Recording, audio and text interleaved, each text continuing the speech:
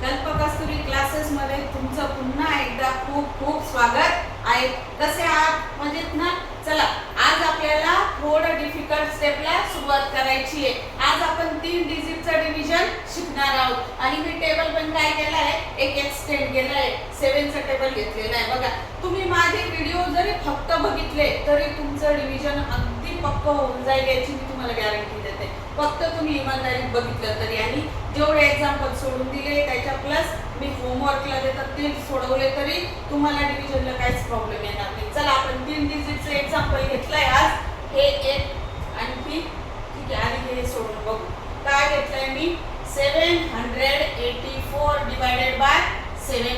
आपलं नेहमीची स्टेप लक्षात ठेवायची, गणितामध्ये नेहमी स्टेपनी जायचं। 7 च्या टेबल मध्ये 7 किती नंबरला आहे?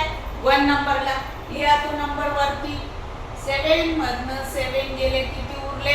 0। आता नेक्स्ट डिजिट पुढचा कोण आहे? 8, त्याला घ्या इथं। 7 च्या टेबल मध्ये 8 आहे का? नाही। मग अशा वेळेस आपण काय करायचं सांगितलंय मी तुम्हाला की त्याच्यापेक्षा लहान संख्या शोधायची टेबल मध्ये। लहान संख्या कोण आहे? स्वतः 7च आहे। तो किती नंबरला आहे? 1च नंबरला आहे। 7 1 चा 7। 8 मधनं 7 गेले, किती उरले? 1। आणि आता तुमचा लास्ट डिजिट राहिलाय कोण? 4। आता किती झाले? 14। 7 च्या टेबल मध्ये आहे का 14? आहे। किती नंबरला? 2 नंबरला। तो नंबर टाका इथं, 14। 4 मधनं 4 गेले 0, 1 मधनं 1 गेले 0। तुमचं रिमाइंडर किती आलं? 0। आणि क्वेश्चन किती आलं? 112। म्हणजे तुमचा आन्सर किती आलं? 112। आणखी असंच एक एक्झाम्पल घेऊ आपण।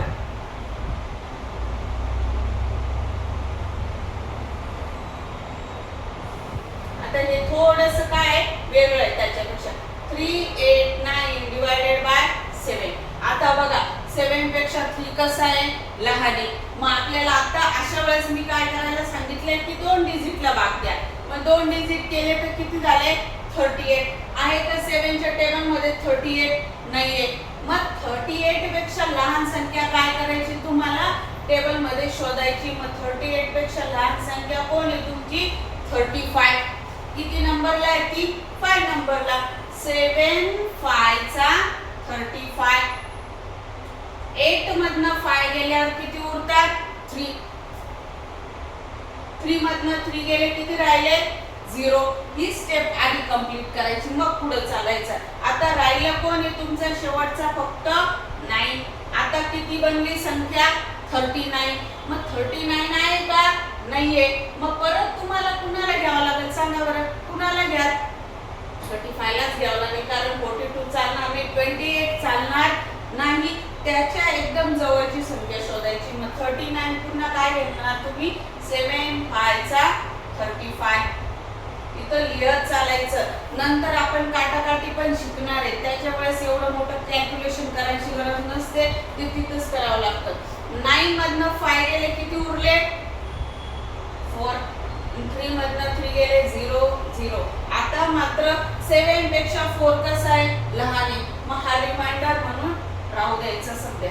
आणि हा काय तुमचा क्वेश्चन, ते तुमचं आन्सर किती आलं? 55। समजलं? आता आपण 2 एक्झाम्पल मी काय करते तुम्हाला होमवर्कला टाकते। मला कमेंट मध्ये त्याचे आन्सर टाकायचे। अशाने तुमचं काय होईल? टेबल पण लर्न होतील आणि डिव्हिजन पण यायला लागेल।